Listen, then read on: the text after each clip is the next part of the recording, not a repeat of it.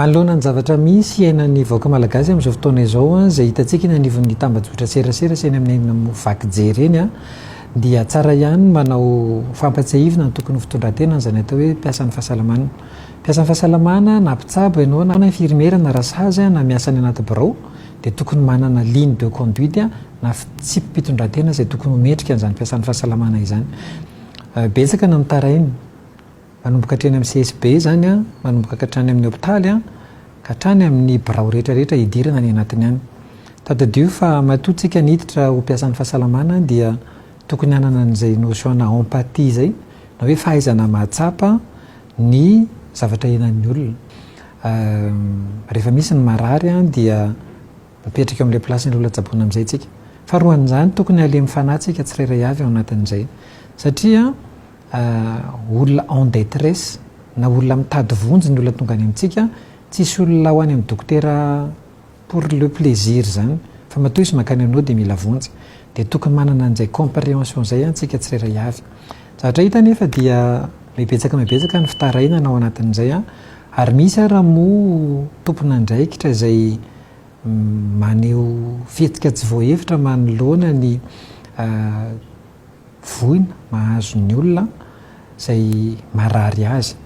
Sanatria lasa ohatran'ny hoe manivaiva ny fahorian'ny olontsika ao anatin'ny zavatra izay fihetsika izay aseho antsika dia tiako ihany mamerina an'izay satria lasa adino izy mipetraka amina teknisianina mpitsapitsika dia matetika rehefa ohatra ka hoe voapetraka ny fanafody dia adintsika fa olombelona ao anatin'izay. Matetika tsika raha miasa anaty birao dia matetika rehefa vitantsika ny anjarantsika tompony andraikitra ara-panjakana antsika dia adino hoe olona neny aorinan'ny décision izay resantsika sy raisintsika ary misy olona mihaintsika amin'ny zavatra izay resana ao anatin'izany.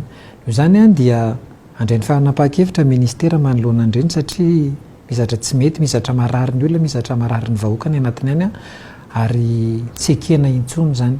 Efa elitsika ny fampiresaka atao anatin'izany teto anivy ministera hoe mba mila manana ligne de conduite, mba manana an'izany dignité zany ianao ampiasan'ny fahasalamana fa lasa tsy manana an'izay izy dia lasa ny corps ray manontolo ny eto anatin'ny ministeran'ny fahasalamana lasa voahentsika ao anatin'izany. Akasitrahana feno ny ezaka izay efa nataontsika mpiasan'ny fahasalamana na nanaraka an'izay toromarika izay ny amin'ny fanatsarana ny kalitao eny anivon'ny fandraisana olona ary apresiantsika rehetrarehetra noho an'izany. Ho an'ireo izay miny tsy manaraka an'izany kosa dia raha ty amin'ny niveau central izy ty amin'ny Foibe dia mandray ny andraikitra tandrefy an'izany izahako maministra anazy ireo mpiaraka miasa aminaty anivy ministera fahasalamana aty amin'ny Foibe fa ho antsika any amin'ny ratsamangaka rehetrarehetra any dia tena tokony tonga dia raisina ny andraikitra tandrefy antsika fa manjary mampijaly vahoaka tsika ao anatin'izany. Soan'Andriamanitra halany tena satria voaka ny tao anatin'ny atsaotra dia lalovana izay satria tena tao anatin'ny fahaseporana sy ny fahasalamana tantera. Izay no nambaran'ny Tojo minitra vitsy mialohan'ny voan'ny varavaran'ny hôpitaly CHU Gerampivilo. I Tojo izay anisan'ireo tena voamafy tamin'ilay trangana fanapozinana ara-tsakafo teny Ambohimalaza. Iray volana mahery izy no sady tsy afaka nihetsika teo am-pandriana no tsy afaka niteny saingy no niezaka rehetra nataon'ireo mpitsabo tafavoaka soa tsara ny tenany. Fa moa zany ilay anisan'ilay tena tao anatin'ny kankaraly herinandro tsy natsiaro tena dia amin'izao moa zany ny fivoaran'ny fahasalamako ihany zany fa efa mitsangana dia sakafo tsara. Efa misy fitsaboana nataon'ny zareo dia amilamo manaraka traitement sy fanafody any an-trano izany. I Tojo no niatrika mivantana ny tsy fahasalamana teto amin'ny hôpitaly fa niara-ny taintaina niara-ny ady tamin'ny teto ny fianakaviany. Enjadiny zany hoe anatin'ilay volana mahery zany tato tsy nihetsika tato na andro na alina misaotra fa tena faly ny tenanay ilay zany saorana ny tompo samy zany nanaritsika taty hatramin'ny voalohany dirany teto amin'ny hôpitaly teto ziska izy mivoaka zao dia tamin'izay fotoana zay somary sarosarotra mihitsy zany ny kantozy tamin'ny misy voanitsy tato voalohany indrindra sy manana irina satria na izay ary dia na tsy nanam-po mihitsy hoe tafavoaka amin'izao ady zao ty raha lahaka ty ankehitriny moa zany isaorana an'Andriamanitra. Toy izany ihany koa ireo mpitsabo sy ny fitondram-panjakana amin'ny ankapobeny vao ny alina mialohan'ny voan'ny Tojo ny hôpitaly izao no tonga nijery azy tetỳ an-toerana ny minisitra roa mpikambana ao amin'ny gouvernement. Izahay foana moa no averinay hoe ny fitondram-panjakana tsy manana tombontsoa mihitsy ny tsy hatafavoaka ary tena nanao ny aintsio zavatra ny dokotera rehetra teto mahatonga antsika amin'izao. Itojo no marary 7 sitrana Somatsara ary nivoaka ny hopitaly tao anatin'iny fanampoizina ara-tsakafo teny Ambohimalaza iny. Valo no mbola anaty fitsaboana amin'izao fotoana izao ka ny iray no mbola anaty fahasarotana. Mbola manao ny ezaka rehetra hatrany ireo mpitsabo mba ho tafavoaka Somatsara ireo anaty fitsaboana ireo. Amin'ny fahasampana fameloman'ainanay tena ndray an-tanana amin'izay hoe mampamelonaina izay zany izay teto dia andraisina an-tanana arak'izay farahery rehetra azonay natao izahay teto. Izay atao amin'ny infirmière reanimation médicale nanao ny NHO zavatra tao fanaraha-masina atoandro na alina na tamin'ny soin zany araka ny torohevitra ny dokotera tamin'ny fitaovana teo am-pelatananay dia misy ny avitra misy mbola mandana karakarana mbola tsy nahazo fahasalamana tsara. Zay ny antom-pisianay hoe ahoana ny fomba atao mba ahafahana mamonjy an'ireo olona ireo. Ny dokotera manana ny fahaizana izy manana ny limity. An'Andriamanitra ny aina efa afaka miteny ireo dokotera hoe fa nanao izay faraheriny ahafahana mamonjy an'ireo olona ireo. Nandritra ny fivoahan'ny hopitaly ny safidiny handeha tongotra mihitsy itojo fa tsy nandeha amin'ny seza misy kodiarana, safidy manokana nentiny nanehoana fa resiny niaraka tamin'ireo mpitsabo nandray an-tanana azy ny aretina nahazo. Makahery an'ireo izay rehetra mbola ato amin'ny hopitaly amin'izao fotoana izao zany izay engany mba hivoaka ohatrana ihany koa zareo. Ray volana serinandro aty aorianan'ny zavanitranga teny Ambohimalaza nanamafy ny ministry ny fahasalamam-bahoaka fa fanampoizinana ara-tsakafo na empoisonnement no nisy tamin'io fotoana io. Manamafy izany ny fambara rehetra hitan'ny mpitsabo tamin'ireo marary izay saika nitovitovy avokoa ary tsy misy ifandraisan'ny velively amin'ny resaka botulisme izay misy mivoy amin'izao fotoana izao. Ny botulisme zany tsy mahatonga problema hepatika mihitsy.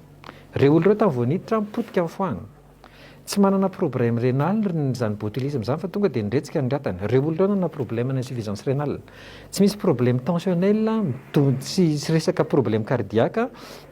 Resaka botulisme zany ireo olona ireo dia instable be ny tension ary manao tachycardie zany hoe midobodoboka be ny fony ao anatin'izany. Ny tarikan'ilay olona mantsy rehefa avy eo dia miteny izy hoe tsy mahita, vakio tsara. Ao anatin'ilay olona mamaky an'izany diplopie ny soratra ao anatin'io zany hoe mandroa ny maso fa ireo olona ireo anontany izy fa tsisy nandroa zany maso na anankiray ary. Tetsaka ilan'izay laboratoire miisa roa no nandefasana ny singa avy tamin'ireo marary nanaovana ny analizy raha ny fampitam-baovao avy amin'ny gouvernement. Efa nalefa avy hatrany any amin'ny fitsarana ny valan'ireo analizy miisa roa ireo ahafahana manafaingana ny fanaliadiana. Misy nefa ilay antsoina hoe secret de l'instruction izay tokony ho hajaina hatrany amin'ny dingana tahaka izao. Nisorana aloha dia ny mpanao gazety malagasy dia tsisy nanitsaka n'izay hoe secret de l'instruction zay fa tena nanaja an'izay daholo ianareo mpanao gazety ara-kasitrana feno zany fa misy olona mitady hijabaka ny anatin'ny raharaham-pitsarana tena tsy fanao zany. Olona tany Tandalana Madagasikara, firenena Tandalana Madagasikara ary tsika Tandalana.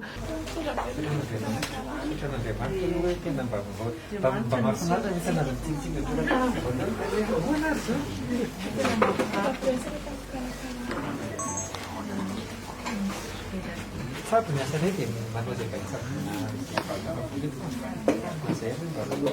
fa maka dia mbola miramirana ohatr'izao fa tena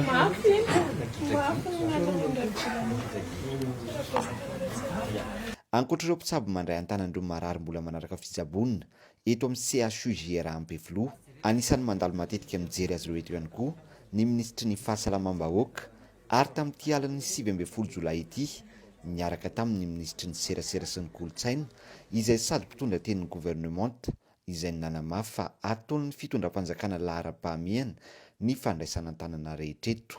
Ministry ny fahasalamana moa efa eo foana nitsipika anareo teo akaikinareo foana izy dia ny tena ihany koa ministry ny serasera sy ny kolotsaina dia niano ambaranay dia hoe niara-niady taminareo zahay, niara-nitaitaina taminareo zahay dia tena hoe soratsika Andriamanitra dia ihany koa hoe hoe mirahaba anareo mba afaka n'izay adiko avana izay ary aza mietetimina fa tsy ny hoe atao izay mahasalama ary eo akaikinareo foana izay.